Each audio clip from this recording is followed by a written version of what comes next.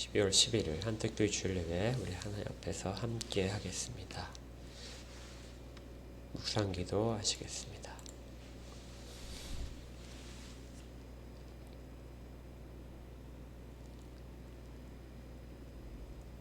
성부와 성자와 성령 삼위일체 하나님의 높으신 이름을 찬양하고 영광을 올려드립니다. 저희를 통하여 주의 이름만이 드러나게 하시고 저희들의 입술의 고백을 통하여 찬양을 받아 주시옵소서. 은혜 가운데 거하기를 사모하는 주의 자녀들이 모였사오니 은혜로만 채우시기를 구합니다. 예수 그리스도 이름으로 기도합니다. 아멘. 14장을 함께 찬양하겠습니다.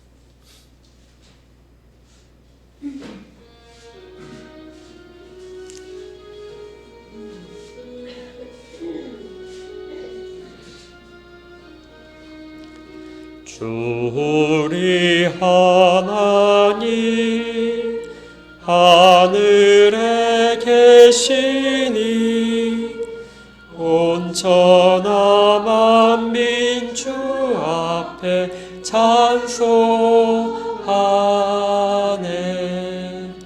이 천지 만물도 주 앞에 엎드려 그 거룩하신 이름을 늘 높이네. 주 언약하신 것 끝까지 지키니 저 하늘나라 향하여 곧 가리라. 주 얼굴 배울 때 내 맘이 기쁘고 영원히 주의 영광을 찬양하리. 왕의 왕 되신 주 하늘에 계시니 이 세상 죄악 이기시 구주 예수. 저 천군 천사들 주옹이하고서 무성도 함께 영원히 늘 섬기네. 성삼위일체께 승리한 무리들 다 기쁜 소리 높여서 감사드려. 창조주 하나님 내 주님 되시니 주 앞에 나도 엎드려 경배하네. 아멘.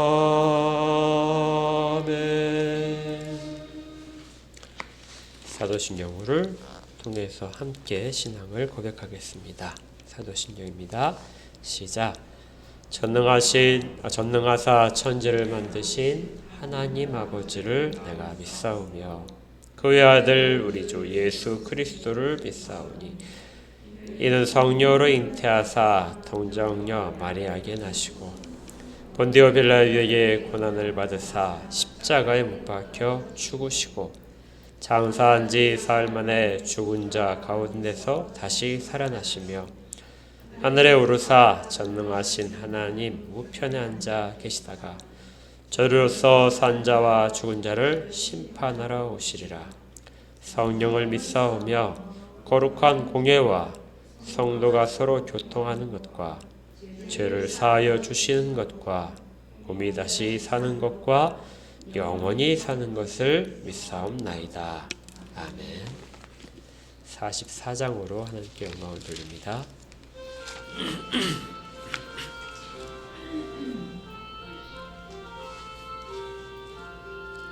지난 일의 동안에 예수 인도했으니 주의 전에 모여서 감사 찬송합니다.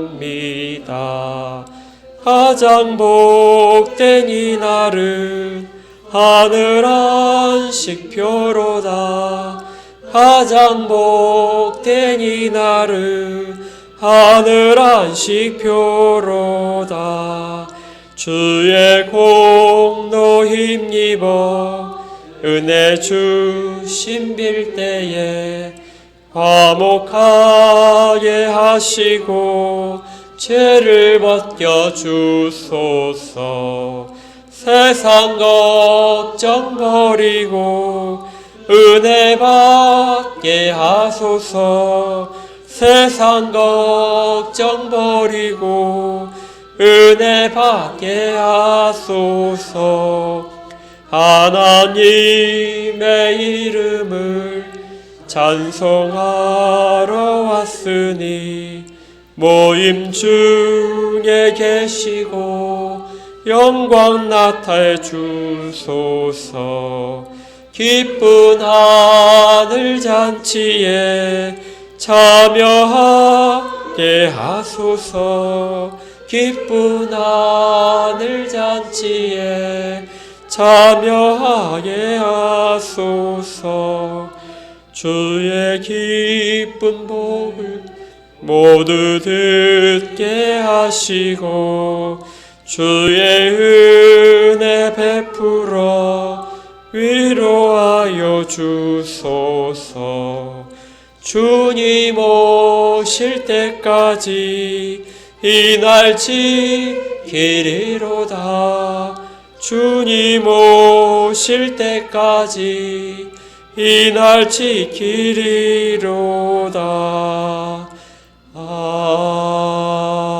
아멘. 함께 기도하겠습니다. 하나님의 은혜를 감사를 드립니다. 저희들의 입술의 고백처럼 지난 일주일 동안도 저희들을 친히 인도하시고 또 보호하시고 또 가르치시며 힘을 주셔서 이 자리에 서게 하심을 감사를 드립니다. 하나님께서 저희를 이 자리에 세우시고 저희의 입술을 통하여 예배를 받으시기 위하여 한 주간을 지키셨기에 이 자리에 서 있음을 고백하오니 한 주간에 겪었던 모든 삶의 어려움과 기쁜 일들이 다 주님이 이 자리를 위하여 예비하신 것임을 고백합니다. 그래서 더욱더 찬양을 드리며 주 앞에 순전한 마음으로 서기를 원하오니 하나님 저희 모두를 받아 주시옵소서. 저희들 마음 가운데에서 하나님을 사모하는 마음이 넘치게 하시고 입술의 고백을 통하여 날마다 하나님을 사랑한다는 고백이 이어지게 하여 주시옵소서. 삶의 어려움과 부족함과 필요에 의한 것들이 많아서 채워지지 않는 것들을 인하여 탄식하며 구하는 가운데서도 하나님의 우리의 자녀, 우리를 자녀 삼으신 아버지이심을 깊이 믿게 하시고 그 일들을 굳게 잡아 하나님의 우리에게 공급하실 많은 은혜들을 바라보며 믿고 구하게 하여 주시옵소서. 또한 구한 것들이 이루어지지 않는다 할지라도 하나님께서 이미 다 들으시고 더 좋은 것들로 예비하고 계시다는 것을 믿게 하여 주시고 바라보게 하여 주시옵소서. 그렇게 가장 좋은 곳으로 예비하고 계신 분이 저희의 아버지이심을 고백합니다. 그 은혜로만 저희들을 채우시고 그 은혜에 바르게 반응하여 삶의 모든 순간에서도 하나님께 영광이 되도록 삶을 주장하여 주시옵소서. 함께 기도하는 제목들이 특별히 있습니다.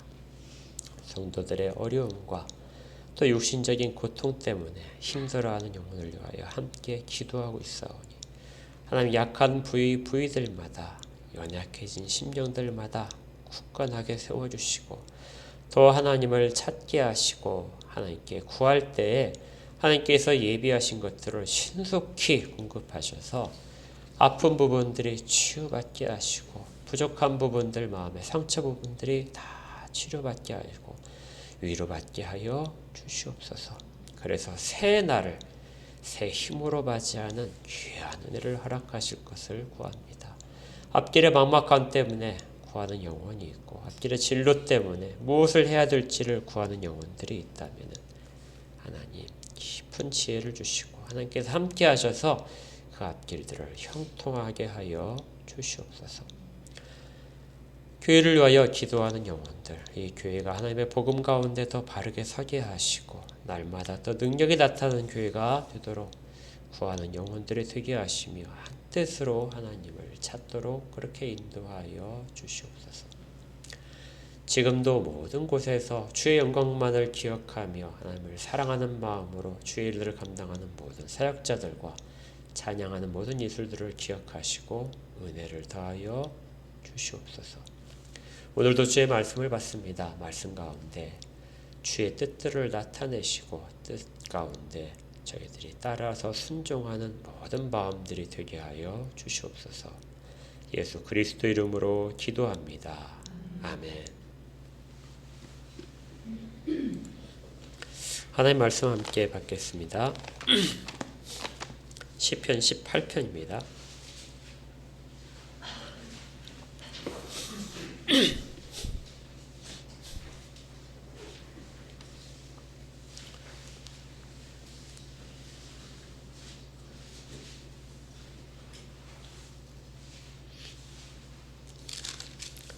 시편 18편 주부에는 1절부터 3절까지로 되어 있는데요.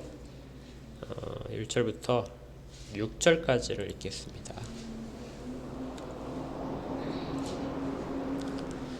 우리 한 목소리로 같이 읽겠습니다. 시편 18편 1절부터 6절까지요. 함께 읽겠습니다. 시작. 나의 힘이신 여호와여, 내가 주를 사랑하나이다. 여호와는 나의 반석이시요 나의 요새시요 나를 건지시는 이시요 나의 하나님이시요 내가 그 안에 피할 나의 바위시요 나의 방패시요 나의 구원의 뿌리시요 나의 산성이시로다. 내가 찬송받으실 여호와께 아뢰리니 내 원수들에게서 구원을 얻으리로다.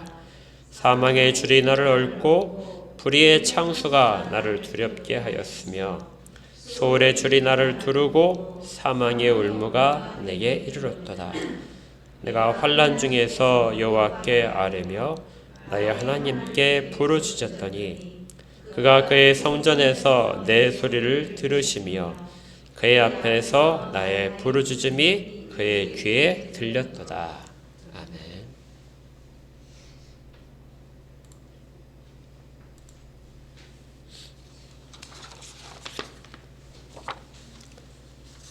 자, 오늘은 함께 시편 18편 전체 내용을 좀 살펴보려고 합니다. 시편 18편을 보게 되면 부제가 있죠. 우리 성경에서는 이 부제가 별도로 절에 포함되지 않는데 이제 다른 성경에 보게 되면 다른 성경 번역본이나 히브리 성경들을 보게 되면 이 부제조차도 이게 성경에 포함된다. 그래서 1절이 다른 성경에서는 이 부제가 1절이 되고 우리가 읽었던 1절은 2절이 되고 이런 식이 되죠. 시편 18편에 이렇게 부제 1절을 보게 되면 이렇게 되어 있습니다. 여호와의 종 다윗의 시 그러면서 여호와께서 다윗을 그 모든 원수들의 손에서와 사울의 손에서 건져주신 날에 다윗이 이 노래의 말로 여호와께 아뢰어 이르되. 자, 다윗이 원수들의 모든 위협을 다 벗어났고 특별히 사울의 손에서부터 벗어난 이 상태에서 부른 노래다 이렇게 되어 있어요. 그래서 대략적으로 이때를 추측을 해보면 다윗의 나이가 한 40세 정도. 다윗이 30세 헤브론에서 왕위에 올랐기 때문에 이제 그 이후에 7년 동안 헤브론에 있다 예루살렘으로 돌아온 것이 37세쯤 되거든요. 그때 이제 사울의 위협이 없어진 상황이니까 뭐 대충 그때 시기로 이렇게 다윗이 한참 기운이 왕성할 때 최전성기 때 이럴 때라고 생각을 하게 됩니다. 그런데 이 똑같은 시가 거의 같아요. 거의 같은 시가 사무엘하 22장에 한 번 더 나옵니다. 사무엘하 22장에 보면은요, 이 시가 같이 나오는데요. 물론 이제 부제는 좀 다릅니다만 사무엘하를 한번 찾아볼까요?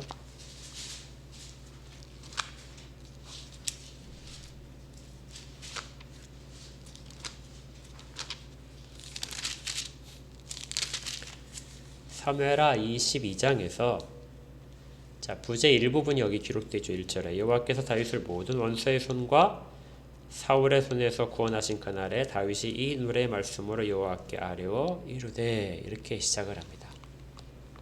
그리고 이제 그 밑에 내용은 시편 18편의 2절부터 내용이 똑같이 2절부터 이렇게 나오게 되죠. 그런데 이 사무엘하 22장은 바로 한 장을 넘겨보시면 사무엘하 23장 앞에 있죠. 23장을 보시면 이렇게 되어 있어요. 이는 다윗의 마지막 말이라. 그러니까 사무엘하 23장은 다윗의 유언입니다. 마지막에 남기는 말인데요. 그런데 그 바로 앞에 이 시편을 자리를 했다는 것이죠. 그래서 이것을 다윗의 최전성기는 37살, 40살 이때의 시로 보기보다는 사무엘 하에 따라서 다윗이 죽기 전에 자기 인생을 회고하면서 하는 그러한 시다 이렇게 해석을 하는 것이 조금 더 이해를 분명하게 할 수 있다고 봅니다. 대략적으로 모든 거의 성경학자들이나 주석들도 다윗의 말년에 지은 시다 이렇게 보는 것이죠. 저도 이제 그걸 받아들여서 인정을 해서 말년에 여호와의 종에 누르는 노래다 이렇게 이제 설교 제목을 정했습니다. 스펄전이라는 그 분은 이 노년에 지었다 해서 이 부분을 이제 이렇게 이야기를 했어요. 감사의 회상이다. 그러니까 다윗이 자기 인생을 마무리하면서 하나님을 찬양을 하고 있는데 그 찬양의 내용들이 다 감사라는 것이죠. 그래서 인생을 회고하면서 감사하다 하는 내용을 담아서 이렇게 기록을 했다는 것입니다. 저는 이것이 이제 다윗의 인생 시다 이렇게 생각을 해요. 우리가 좀 글재주가 있으면 나중에 저희들도 이렇게 인생 시를 한번 남겼으면 좋겠어요. 내 인생을 회고하면서 나는 과연 어떻게 내 인생에 대해서 쭉 정리하면서 아주 멋진 시는 아니더라도 좀 그래도 읽을 만한 그런 시를 딱 쓸 수 있지 않을까 이렇게 생각을 합니다. 우리가 인생의 마지막 부분에서 정말 이런 시를 쓸 수 있다면 얼마나 행복할까요? 그런데 이제 다윗의 그 인생을 우리가 알지만 다윗의 인생이 과연 순탄했는가? 그리고 그가 감사를 다 할 수 있을 만큼 그렇게 아름다운 인생을 살았는가? 그렇지는 않은 것 같습니다. 다윗이 정말 보잘것없는 양치기로부터 온 이스라엘 백성의 왕으로 삶아질 때까지 그렇게 모든 인생의 굴곡들이 그렇게 쉬운 것은 아니었을 겁니다. 제가 이런 말을 하나 이렇게 주중에 하나 발견했어요.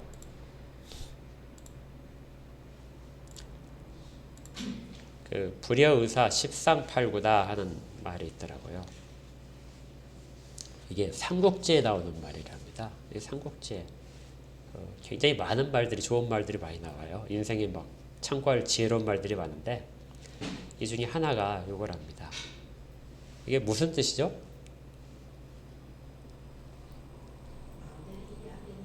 예, 내 뜻대로 되지 않는 것이 10개 중에서 8개, 9개다. 그러니까 인생에서 앞에 이제 그 천하라고 되어 있는 두 글자가 빠져 있는데요. 천하에 온 세상에 내 뜻대로 되는 것은 별거 10%밖에 안 된다. 8, 90%는 내 뜻대로 안 된다 하는 뜻입니다. 그러니까 다들 동의하시나요? 100% 안 돼요. 100% 안 돼요? 네. 그럴 것 같아요. 네. 자, 그러면 다윗 같은 경우에는 몇 %나 됐을까요? 다윗이 지금 인생을 쭉 회고를 하고 있는데 자기 인생에서 몇 퍼센트나 자기 뜻대로 됐었을까요? 자, 다윗도 자기 뜻대로 안 되고 힘들었던 것을 계속 우리 시편에서 보죠. 예. 자식도 뜻대로 안 되죠. 자기 신하들도 뜻대로 안 됩니다. 자기 형제도 뜻대로 안 됐죠. 우리 골리앗 이야기 들을 때도 형제들도 다윗을 조롱하잖아요. 뜻대로 되는 게 뭐가 있었을까요? 바세바. 네. 그 굉장히 안 좋은 일인데 안 좋은 일만 뜻대로 됐나요? 네. 그런데 예. 다윗이 자기 인생을 회고하면서 자기가 쉽지 않은 인생을 살았다는 것을 4절에 18편 4절에 이렇게 됩니다.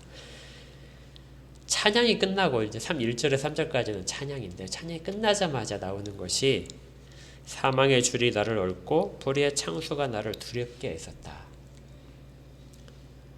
그러니까 다윗이 인생을 회고하면서 내 인생이 정말 쉽지 않았다 하고 이야기하는 겁니다. 그런데 쉽지 않다는 표현들을 뭐라고 쓰냐면 사망이라는 것과 수월이라는 것과 불이라는 것과 이런 것들로 다 내가 얽혀 있었다. 꽁꽁 묶여서 움직이기 어려웠다 이렇게 말합니다. 그리고 5절에서도 사망의 올무가 내게 이르렀다. 올무라는 것은 꽉 붙잡는 올감이잖아요. 덫이잖아요. 덫에 내가 잡혀서 움직이기가 어려웠다. 이렇게 이야기를 합니다. 다윗도 자기 뜻대로 되는 일이 그렇게 많지 않았다는 걸 알 수 있죠. 그러니까 사람들이 자기 인생에서 뜻대로 안 되는 일이 8, 90%다. 뭐 거의 100%에 가깝게 뜻대로 안 된다고 하니까 어떻게든지 이 비율을 높이려고 사람들이 합니다. 내 뜻대로 뭔가가 되면 좋겠다. 그래서 필요한 것이 힘이고 돈이고 권력이고 지식들입니다. 그걸 가지면 내가 다른 사람에게 휘둘리는 것보다 내 뜻대로 할 수 있다고 생각을 하죠.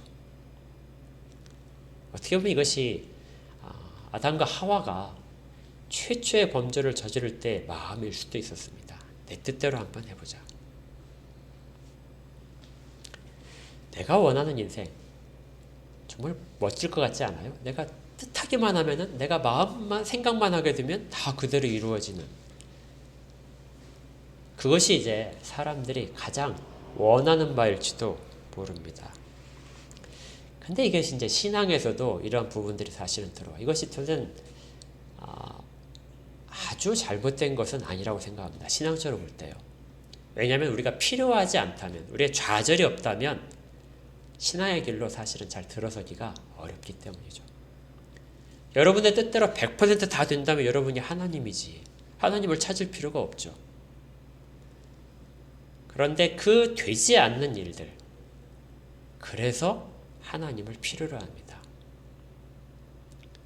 그래서 내가 뜻하는 바, 내가 원하는 바를 하나님의 도움을 얻어서라도 쟁취하고 싶은 것들, 어떻게 보면 탐욕일 수도 있는데요. 일방적인 욕심이라고 할 수 있는데 이것도 신앙의 첫걸음이 될 수 있어요.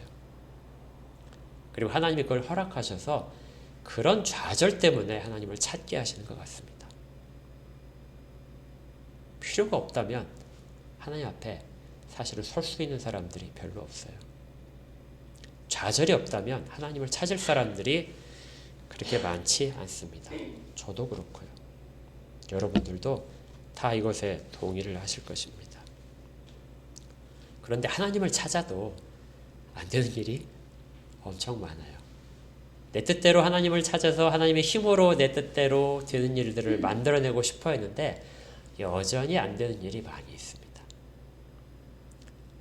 다윗이 하나님과 굉장히 친밀하게 지냈지만 다윗을 두르고 있었던 그 사망의 올무들은 잘 벗겨지지가 않았고 끝까지 그의 인생을 쫓아가고 있죠. 자, 그렇다면 이런 때 우리 신앙인들은 어떻게 해야 될까요? 여전히 우리가 신앙생활 하면서도 내 뜻대로 안 되는 일들이 많을 때, 그런데 그것들을 꼭 이루어야 되고 그렇게 원하는 바가 생겼을 때 어떻게 해야 될까? 다윗이 자기 인생을 회고하면서 자기가 했던 일들을 하나씩 그렇게 이야기합니다. 그 중에 하나가요. 6절을 보십시오. 내가 환난 중에서 여호와께 아뢰며, 여호와께 아뢰었다는 것이 뭐죠? 기도를 했다는 것이죠. 다윗이 하나님께 기도를 했습니다. 그런데 이 기도를 하면서 그 뒤에 또 나오는 구절이 뭐냐면 나의 하나님께 부르짖었다. 앞에 여호와께 아뢰었다는 표현과 나의 하나님께 부르짖었다는 표현은 사실 같은 표현이라고 볼 수도 있지만 단어 자체가 조금 더 심화된 표현입니다. 그러니까 내 필요한 것이 있어서 하나님께 하나님 이것 좀 들어주실 수 있으세요? 이렇게 말하는 정도가 아니고요. 목소리를 높여서 하나님 도와주세요 하고 외치는 거. 목이 터져라고 외치는 것이 부르짖는 표현이거든요. 기도를 하면서 그리고 계속해서 기도하면서 어느 정도까지 기도하다가도 여전히 이 필요가 채워지지 않을 때 하나님께 부르짖는 것입니다. 그래서 부르짖는 것은 우리가 초라해지는 것도 아니고요. 우리가 어떤 뭐랄까요? 우리의 신앙이 좀 하나님을 의심하는 것도 아니고 하나님께 간절히 매달리는 겁니다. 그 부분을 다윗이 지금 자기 인생 가운데 했다는 것이죠. 내가 아뢰 뿐만 아니라 때로는 하나님께 부르짖었다. 나의 하나님 나를 도와주셔야 됩니다. 하나님이 아니시면 내가 다른 데서 아무것도 할 수 없습니다. 물론 우리가 이렇게 부르짖지 않아도 하나님은 우리의 필요를 다 아십니다. 그렇지만 하나님 우리로 하여금 하나님께 기도하고 또 하나님께 부르짖도록 만드세요. 하나님께 정말 부르짖은 적이 없다면 어떻게 보면 그 사람은 정말 교만할지도 모릅니다. 하나님만이 나의 도움이시 될 수 있다는 고백이 없다면 나는 정말 하나님 앞에서 바로 서 있는 자가 아닐 수도 있습니다. 그런데 다윗은 이제 여기 이렇게 부르짖는 것뿐만이 아니라 또 다른 것들을 또 우리에게 보여주는데요. 이 부르짖으면서 현재를 살 때 언젠가 하나님이 나의 기도를 들으실 것이다. 하나님이 나의 기도를 들으시고 하나님의 손길을 내밀으셔서 나를 이끄실 것이다. 이걸 바라보면서 현실을 인내하는 방법입니다. 현실은 여전히 힘들죠. 우리가 부르짖는다고 하나님이 바로 들으시고 하나님이 하늘 곳간을 여셔서 하나님의 기적들을 베푸시는 것, 이게 가장 우리가 희망하는 거겠지만 그 일은 뜻대로 되지 않습니다. 하나님의 때에 되죠. 그래서 하나님의 때가 있다는 것을 믿고 구하는 것, 기다리는 것, 이것이 다윗이 했던 또 다른 일입니다. 하나님이 언젠가 하나님의 일들을 나타내 주시겠지. 시편 18편 19절을 한번 보시면요, 이렇게 되어 있어요.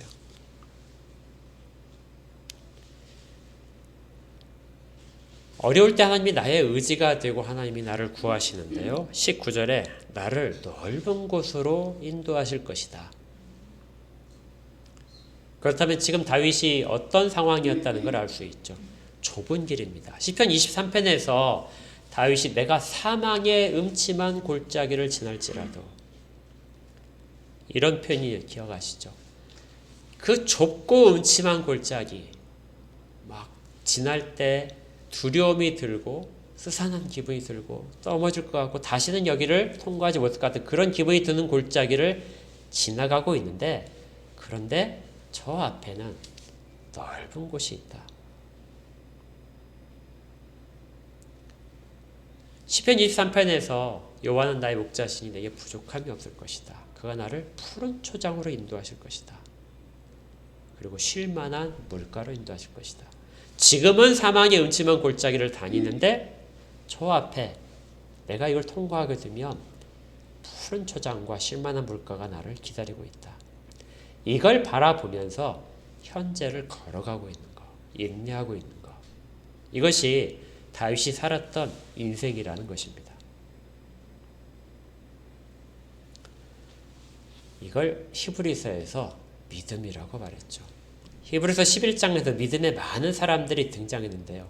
그 사람들에게 나오는 공통적인 내용들이 다 뭐냐면 그들은 하나님이 하실 것들을 바라보았다고 그랬어요. 현재에는 보이지 않지만 이걸 통과하고 나면 하나님이 우리에게 주실 것들이 기다리고 있는 것을 바라보면서 현실을 견디는 것을 믿음이라고 했습니다.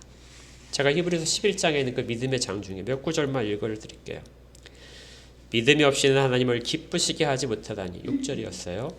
믿음이 없이는 하나님을 기쁘시게 하지 못하나니 하나님께 나아가는 자는 반드시 그가 계신 것과 또한 그가 자기를 찾는 자들에게 상 주시는 이심을 믿어야 할지니라. 하나님이 뭐 하신다고요? 상 주실 때가 있다는 거예요. 하나님은 세우실 때가 있고 허무실 때가 있고요. 그리고 심으실 때가 있고 뽑으실 때가 있습니다. 하나님의 때가 언제나 있어요. 그 때가 될 때까지 인내를 가지고 끝없이 하나님께 아뢰고 기다리는 것, 신뢰하는 것이 바로 믿음의 모습이었습니다. 히브리서 11장 8절에 아브라함에 대해서는 이렇게 되어 있죠. 믿음으로 아브라함은 부르심을 받았을 때 순종하여 장래의 유업으로 받을 땅에 나아갈새 갈 바를 알지 못하고 나아갔으며 약속을 믿고 그 약속이 실현되기를 그렇게 믿고 가는 것이 바로 인생길이었다는 것을 아브라함의 인생에서 바라보는 것입니다. 모세에 대해서는 26절에 이렇게 되어 있어요. 그리스도를 위하여 받는 수모를 애굽의 모든 보화보다 더 큰 재물로 이겼으니 이는 상 주심을 바라봅니다. 지금 현재 우리가 가질 수 있거나 소망하는 모든 재물들, 우리 주변에 널려있는 재물들이 아니라 상 주시는 분을 바라보고 갔던 것이 바로 모세의 믿음이었다. 그러니까 우리는 다윗의 인생 가운데서 다윗의 인생을 회고하면서 말하는 두 가지를 꼭 바라봐야 됩니다. 다윗은 쉽지 않은 인생을 살았습니다. 우리와 거의 같은 인생을 살았어요. 그러면서 그가 그 인생길을 계속해서 걸어올 수 있었던 것은 하나님께 부르짖었다. 하나님께 아뢰고 때를 따라서 부르짖으면서 하나님의 도우심을 구했고요. 그리고 하나님께서 약속하신 것이 있다면 그 약속을 바라보고 현재를 인내하면서 믿음이 흔들리지 않고 갔다는 것입니다. 이러한 다윗에 대해서 하나님이 하시는 일들이 시편 18편에 아주 길게 써 있어요. 시편 18편 7절에 보게 되면 이렇게 되어 있습니다. 다윗의 부르짖음이 하나님 앞에 상달이 되자 하나님이 뭐 하시냐면요. 땅에 진동하고 산들의 터도 요동하였으니 그의 진노로 말미암았다. 하나님이 하나님의 자녀들의 음성을 들으시고 하나님이 그들을 힘겹게 하는 모든 것들에 대해서 진노를 하신 것입니다. 하나님이 이처럼 이만큼 하나님이 하나님의 자녀를 사랑하시는 거예요. 다윗만 그런 사랑을 받은 것이 아니라 모든 사람들이 그 사랑을 받고 있습니다. 우리의 힘들어하는 것들을 가지고 하나님 앞에 아뢰며 하나님께 부르짖으면 하나님이 하늘에서 우리를 힘들어하는 것들에 대해서 진노하신다는 거예요. 그 진노가 땅이 흔들리고 산이 요동하는 것으로 나타납니다. 얼마나 하나님이 진노하셨는지 8절에는 그의 코에서 연기가 오르고 입에서 불이 나와 다 살라버린다. 그 불에 숯이 피었도다. 하나님은 이처럼 하나님의 사람을 무엇보다도 아끼시고 사랑하십니다.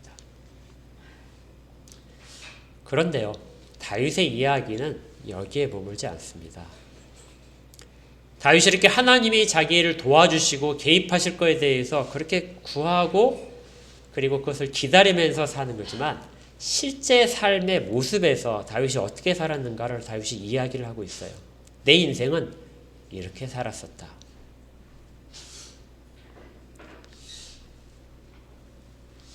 20절을 한번 보실까요? 18편 20절에 이렇게 되어 있습니다. 여호와께서 내 의를 따라 상 주시며 내 손의 깨끗함을 따라 내게 갚으셨다. 하나님이 다윗의 기도를 들으시고 이제 하늘에서부터 큰 기적과 하나님의 돕는 손길을 펴셔서 다윗을 구하시는데 그때 다윗이 뭐라고 하냐면요. 내 의를 따라서 내게 상을 주셨다. 그리고 내 손의 깨끗함을 따라서 내게 갚으셨다. 다윗이 자기가 의롭게 살았다고 이야기합니다. 내가 깨끗하게 살았다.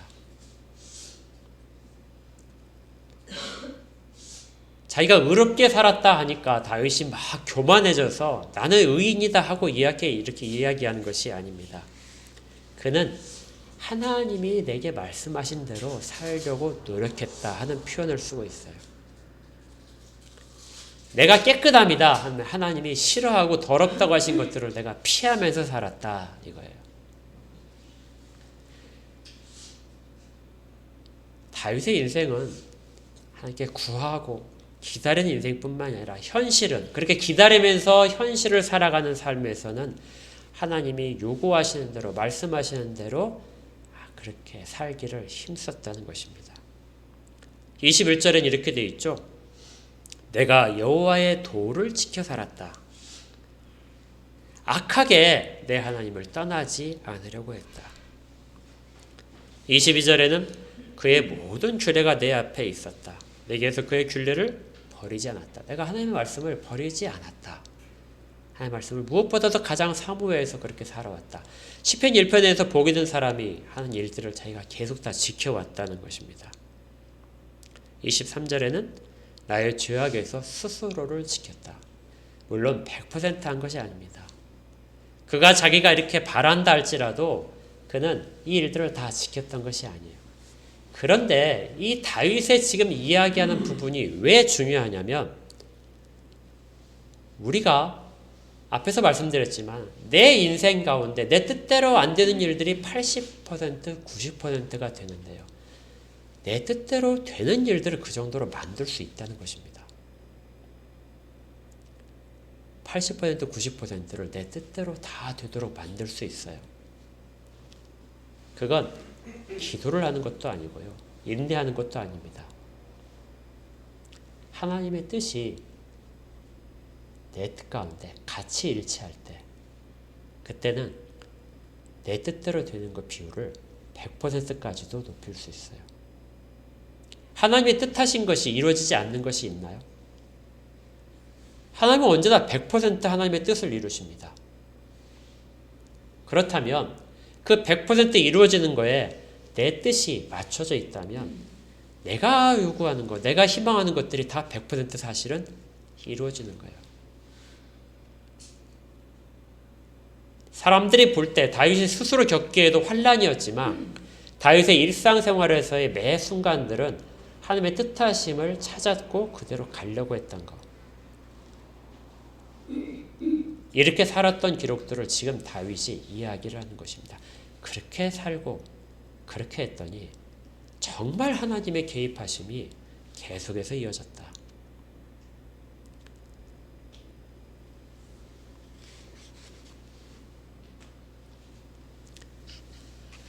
하나님은 하나님의 사람들이 하는 행동에 대해서 전혀 무관심하지 않으십니다. 하나님의 말씀을 지키기 위해서 하나님의 뜻을 그대로 실천하기 위해서 분투하고 애쓰는 모든 사람들에게 하나님은 그대로 있지 않으십니다. 다윗의 고백이 그걸 말해주고 있어요. 그냥 우리는 단순히 우리 인생의 말년에 내가 구원받겠지 이것이 아니고요. 하나님이 나를 구원하시되 어떻게 구원하시는가? 하나님이 나를 어떻게 보실 것인가에 대해서 우리의 관심사를 맞춰야 돼요. 다윗이 자기가 살아온 인생 그렇게 한 거에 대해서 하나님이 인정해 주셨다. 이렇게 말을 하고 있는 것입니다. 히브리서 11장에서 우리가 아까 잠깐 살펴봤던 아브라함도 이삭도 모세도 모든 사람들이 다 뭐죠? 믿음으로 현재를 살았던 거잖아요. 그 현재에서 하나님의 말씀을 붙잡고 살았던 것, 그대로 살려고 노력하는 것.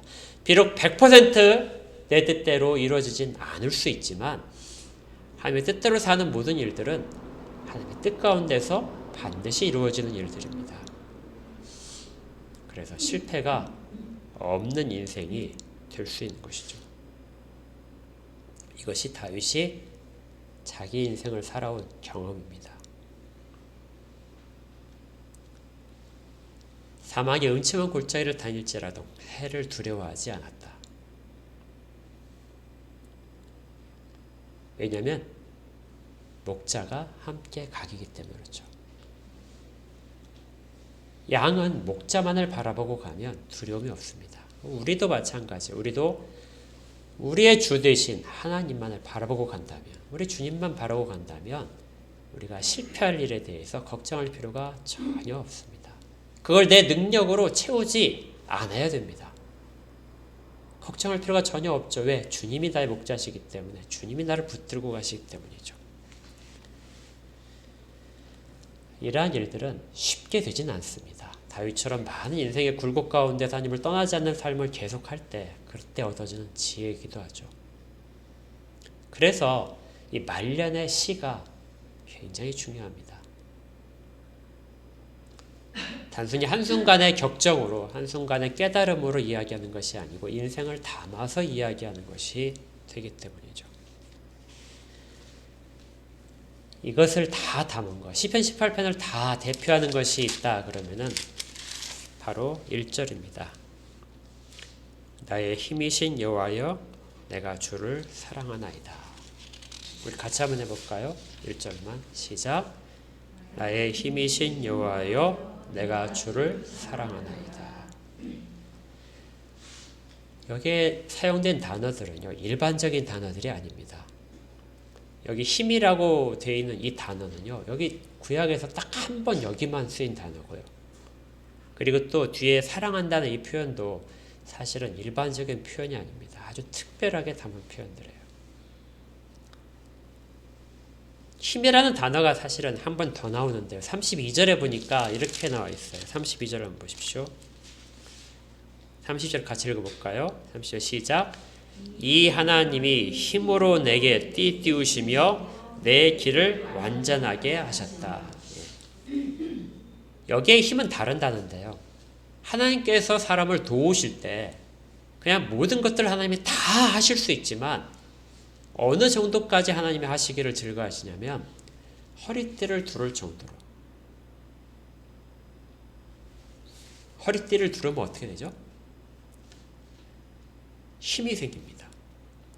우리는 이제 잘 그런 일이 없지만 이 역도 선수 같은 경우에 허리에 이렇게 띠를 띠면 허리 근육이 강화되는 거하고 똑같거든요. 인대를 강화시키는 거하고 똑같아서 근육이 하나 더 생기는 거와 마찬가지입니다. 여러분들도 힘이 없을 때 이렇게 보조개를 차게 되면요, 인대나 뼈를 강화시키는 역할을 하기 때문에 굳건하게 흔들리지 않고 있어요. 무거운 짐을 들 때도 허리에 띠를 대게 되면 아주 쉽게 들을 수 있습니다. 군인들이 그래서 띠를 띄우고, 우리 허리띠를 하는 것도 사실은 힘을 강화시키는 역할을 하죠. 그 일을 다윗이 하나님이 주시는 힘이라고 표현을 했습니다. 그러니까 하나님이 다윗의 모든 적군들을 다 물리쳐 주시는 것이 아니고 다윗의 힘을 길러 주신다는 거예요. 다윗의 힘을 강하게 하셔서 다윗이 그를 물리칠 수 있도록.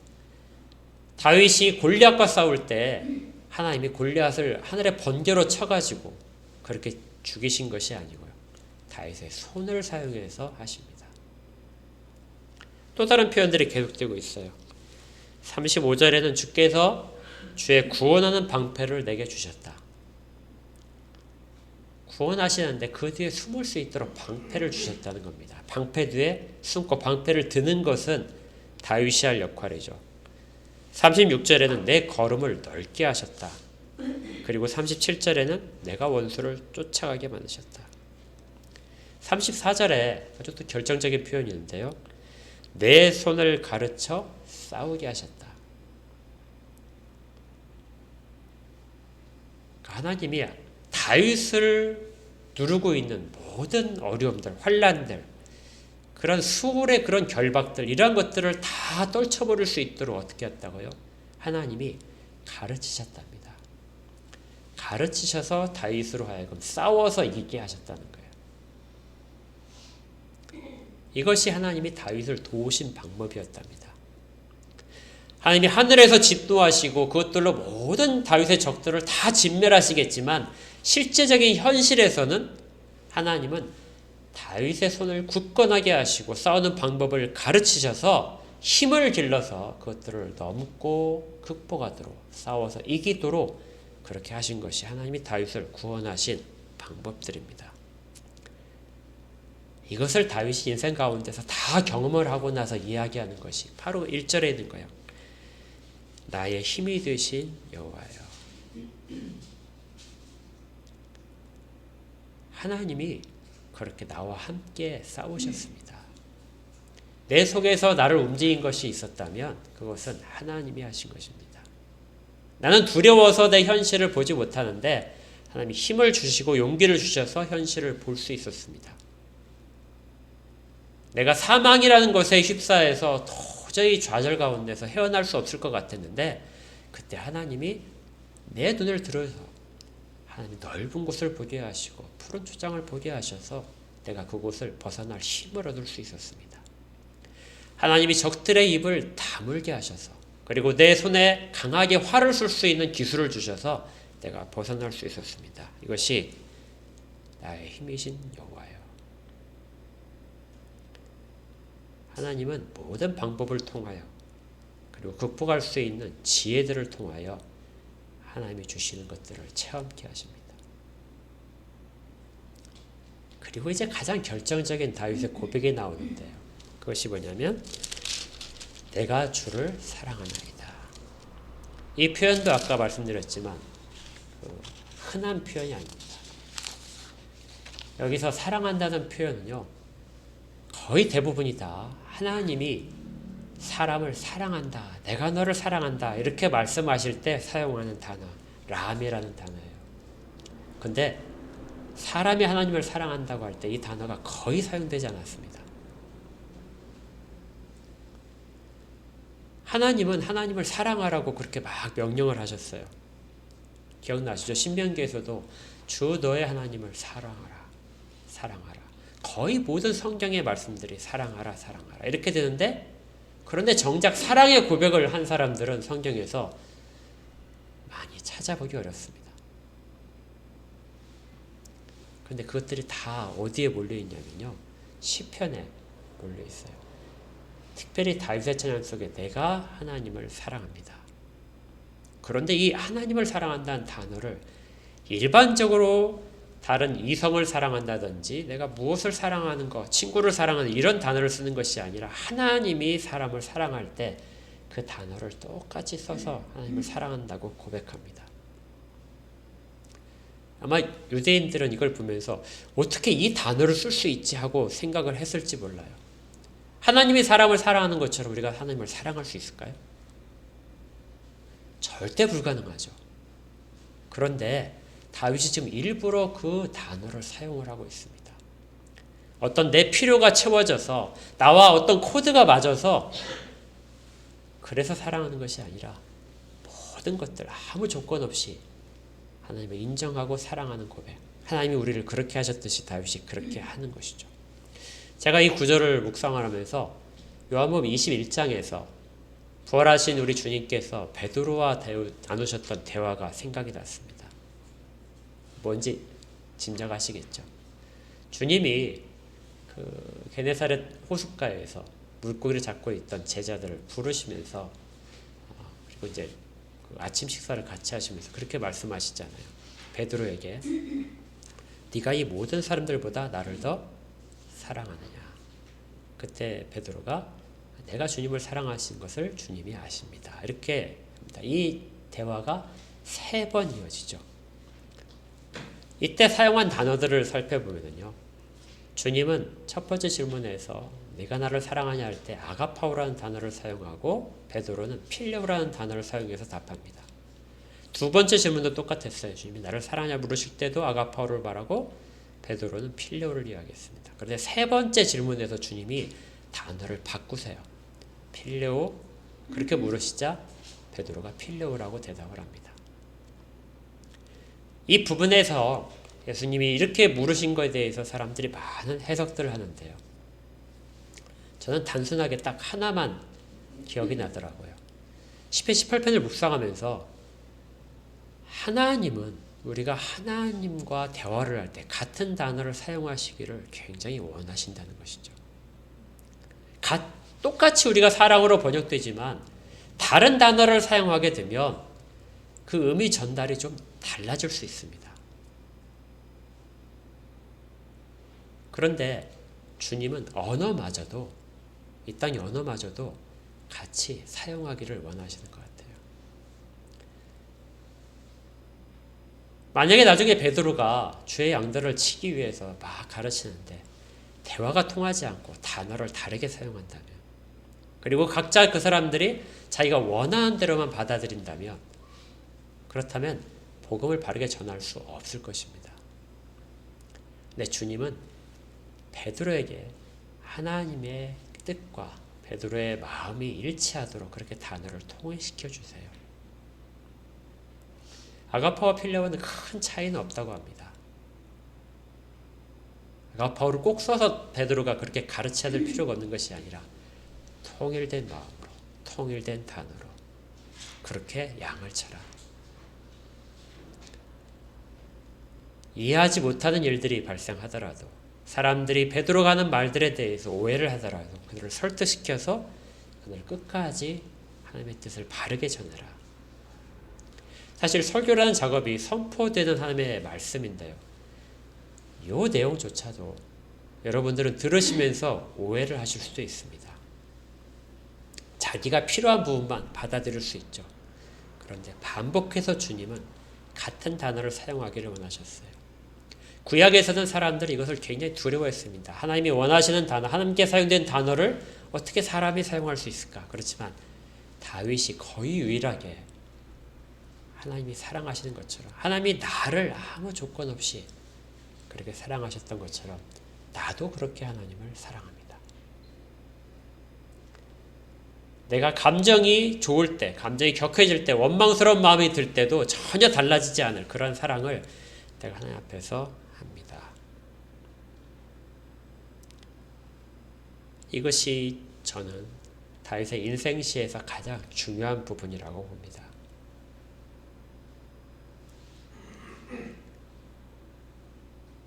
우리도 하나님 앞에서 그렇게 고백할 수 있을까요? 정말 나는 하나님을 사랑합니다. 설교를 준비하면서 저 자신도 좀 많은 질문을 했습니다. 인생을 걸고 이런 고백을 할 수 있을까?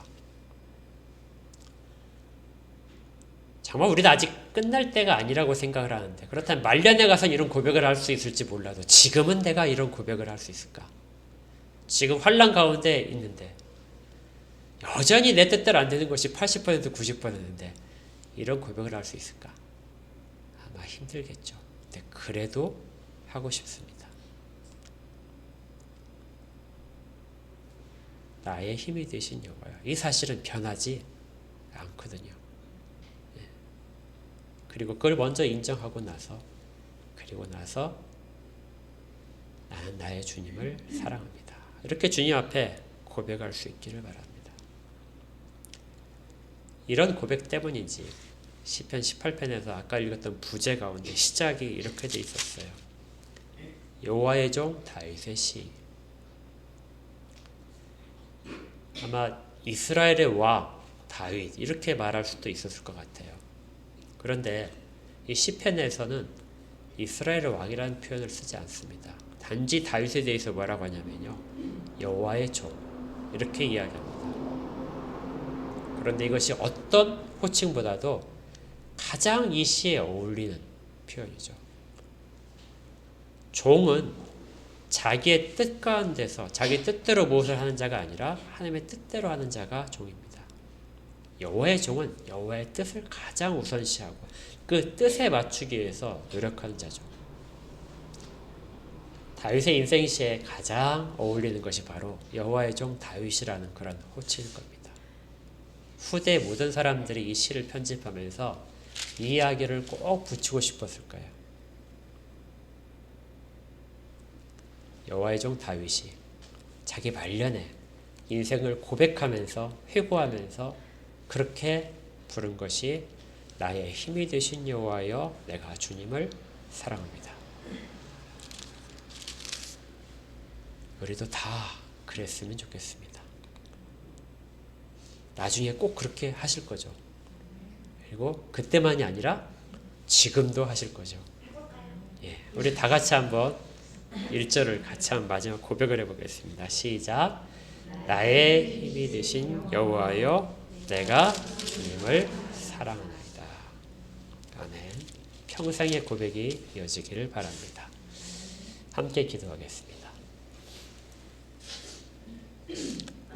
하나님, 부족하지만 저희들이 주의 말씀을 듣고 그렇게 고백을 합니다. 하나님만이 나의 힘이십니다. 하나님이 나를 이 모든 환난 가운데서 걸어 나갈 수 있는 힘을 주시고 또 지혜를 주시고 기술들을 주시고 또 환경들을 극복할 만한 용기들을 주십니다. 하나님의 손에 붙들려서 저희들이 걸어가게 하시고 힘써 싸워 이기게 하여 주시옵소서. 그걸 믿고 오늘도 삶에서 하나님의 말씀대로 살게, 악에 대한 것들에 대항하고 깨끗하게 살기 위하여 노력하는 저희가 되기를 다짐합니다. 그리고 이 모든 것들을 저에게 주시고 그렇게 혹시 되지 않을지라도 저희들 마음 가운데에서 하나님에 대한 고백, 내가 내 주를 사랑합니다. 하나님을 고백하는, 사랑하는 고백이 저희들의 일생 가운데서 늘 떠나지 않도록 그렇게 저희들 마음 가운데서 늘 함께하여 주시옵소서. 예수 그리스도 이름으로 기도합니다. 아멘.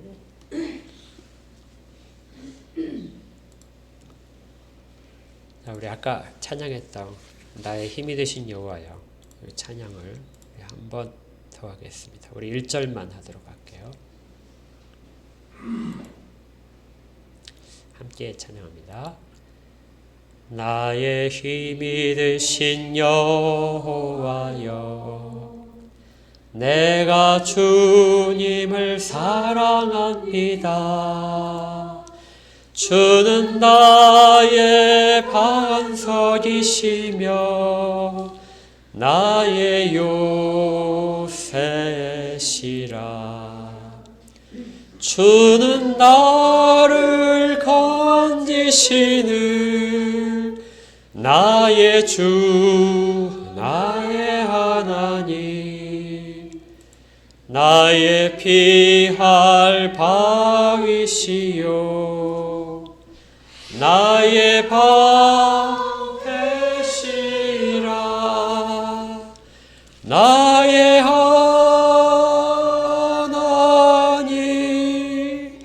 나의 하나님, 구원의 뿌리시요 나의 산성이라.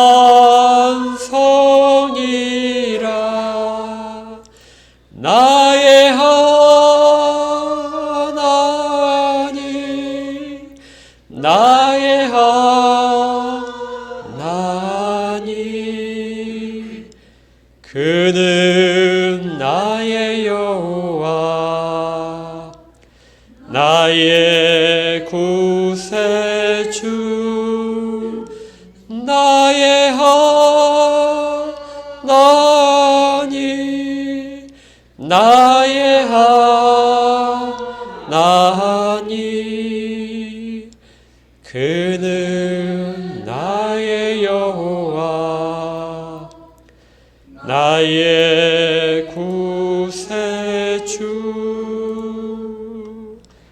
아멘. 헌상과 축도하겠습니다.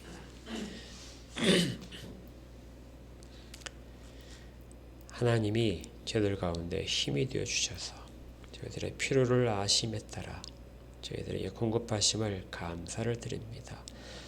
저희들이 먹고 마실 수 있는 모든 것들, 손으로 사용할 수 있는 것들, 저희들이 추위를 피하고 더위를 피할 수 있는 모든 것들이 하나님의 공급하심에 있음을 기억합니다. 또 일용할 양식들을 허락하시고 또 물질들을 필요에 따라 주심도 감사를 드립니다. 하나님께 구하는 모든 그 기도들을 들으시고 혹시 필요가 채워지지 않는 부분들이 있다면 주님 기울여 주시옵소서. 그리고 정직하게 땀 흘려 주의 말씀대로 깨끗하게 살 수 있도록 하나님께서 직장들의 복들도 다 허락하여 주시옵소서. 일평생 손으로 하는 모든 일을 통하여 하나님께 영광 돌리기를 저희들이 다 소원합니다. 이 일들을 통하여 주의 영광이 드러나도록 그렇게 저희를 사용하여 주시옵소서. 이제는 우리 구주 예수 그리스도의 은혜와 하나님 아버지의 크신 사랑하심과 성령님의 내주하시며 인도하시고 교통하시고 위로하시는 은혜가 주의 말씀대로 살기를 다짐하고 또 힘이 되신 여호와를 찬양하며 주에 대한 사랑을 고백하는 모든 자들 가운데 지금도 예수 그리스도에 대한 사랑을 고백하며 말씀을 듣는 모든 자들 가운데 저들의 직장과 성업들과 앞길들 가운데 영원까지 함께 있을지어다. 아멘.